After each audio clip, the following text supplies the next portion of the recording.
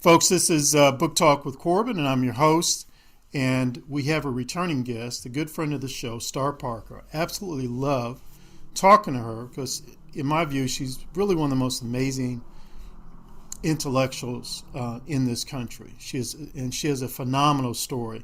And I think it's very, very important that more people, particularly women, black women, hear her story from her own lips.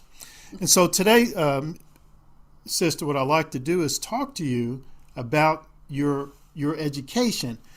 We hear so much about how in urban areas black students are not achieving, they're underachieving. The school system is failing them. Would you sort of say that that is a type of education experience you had, that you were part of a failing, or part of a school system that sort of failed you and other black students? I think there are a lot of students that are being failed by this public system, if you will, government, one size fits all, and that size doesn't fit them, because when you're trapped inside of poor zip codes, your education is not going to work.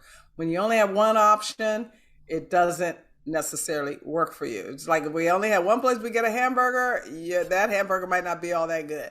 And that's what's happening in education. So you have places in our society where the educational system is 100% failing folks that live there.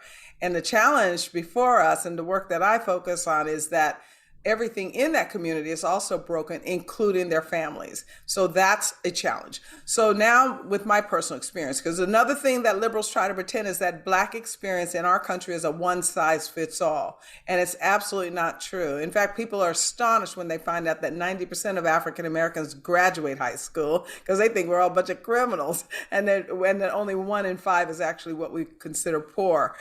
So we have our unique stories. Well, my story is that I just simply got lost.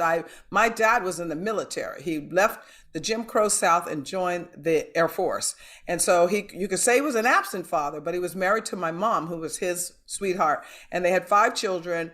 And we grew up in the time when people were reading books, I'm okay, you're okay, and you can do whatever you want to. So it was during the time that the country was moving away from its traditional values and into a subjective, secular, who cares environment. I'm okay, you're okay.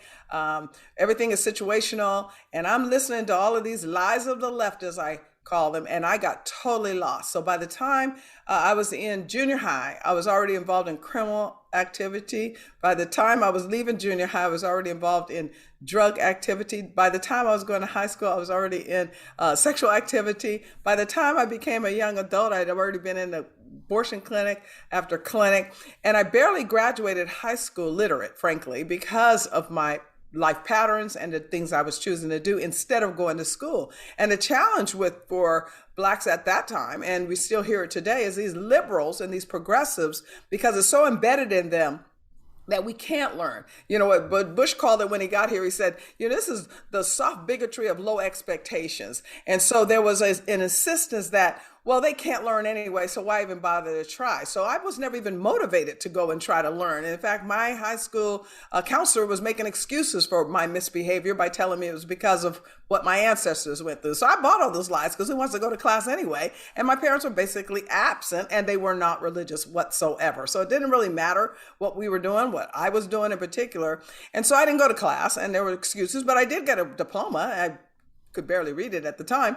And then I got born again. After all of this horrible behavior. I was living on welfare. I'm just living madness. And then someone introduced me to Christ. And when they did, my life turned around. And that's when I went back to school. So it's a long answer to your short question. So I went to college and I ended up with a degree in marketing and international business. So that's my background that I then didn't know that would transfer into some of the things that I knew God was calling me to do, which was to try to get the people that were where I was then out of that, to understand that the answer to poverty is freedom. It's personal responsibility. It's not a welfare state. So stop listening to the lies of the left and you can pull your act together. And if you make a mistake or something goes wrong, we have an advocate in Jesus Christ. So that's my story of how I got a degree from college. Mm-hmm. And so what were... You said, using your own words, hey, I got a diploma. I barely was able to read it. But then later on, you graduated. You got a college degree.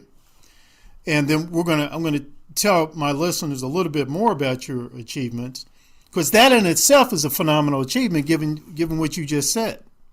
But there's more. It is. But you know what I believe, Corbin, is we have the capacity. If you really believe that God distributed talents, he may have given 1 5, 1 2, 1 1. Okay, and so you might not have everything that it takes to be a rocket scientist, but you have all that you need to do what it is he's called you to do. Well, I didn't know he was going to call me to be a writer. I didn't know that he was going to call me to be a syndicated columnist, a writer of books and syndicated columns. I didn't know that he was going to have me run a think tank and where we do nothing but think and read all the time, research numbers, everything like that. But frankly, that disposition that would encourage me to say, don't even try, because I was already falling behind and I wasn't the smartest person in the classroom. And I didn't know if I had the ability to be the smartest person in classroom. It still follows me into my future.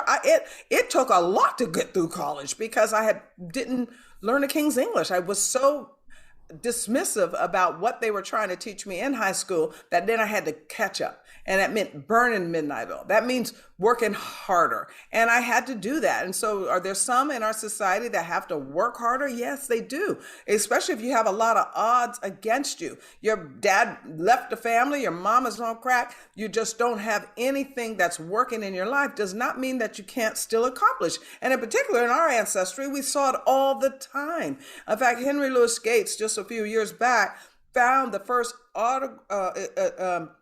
it's a novel, the first in the history of the world autobiographical novel from a former slave. And the thing is so brilliant. Found it in the archives. It was on auction, but it was in the archives of Howard University forever. But they're so left-wing that they're not going to bring out that kind of brilliance to teach people that even in the worst situation, you can still excel. You can take all that you have around you. And especially now, we really have no excuses because we have computer, we have cell, we have, the ability to tap into the world. So yeah, it was difficult. I'm not even going to pretend that, it was smooth sailing because I kind of figured it out. I had to study economics to get a marketing degree. You have to know economics. Well, at that point, I didn't even know what economics was. I had to look it up. You had micro and macro. So, you had to do these things. You had to study accounting. Come on. But I knew how to figure things out when they put it on 33% off sale. So I knew I could do accounting because I like sales. So it's in them. It's in you. It's in everyone. You just got to want it bad enough to do what it takes to get it. And this would be my last question and comment. This is why it's so important. And I know you're not going to say it. You're humble, but I'm going to say it.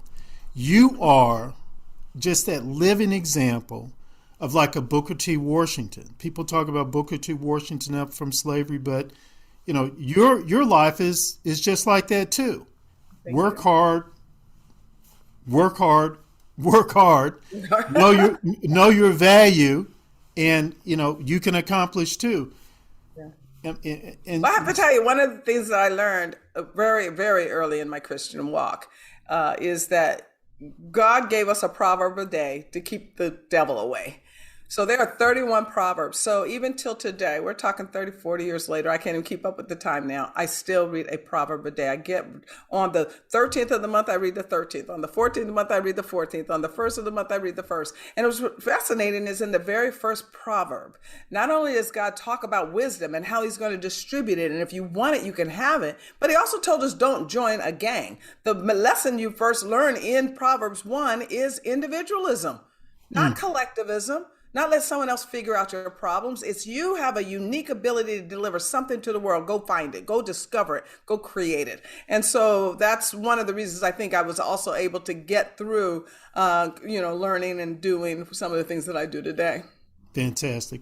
We're going to conclude there. Could you please give us the website? Because you had mentioned you operate a think tank. Could you please give us your website's The website is curepolicy.org, curepolicy.org. And yes, we work on welfare reform and all related issues. We fight poverty. We restore dignity through messages of faith, freedom, and personal responsibility. That's my work here in Washington, D.C., and will probably be my work until I retire out.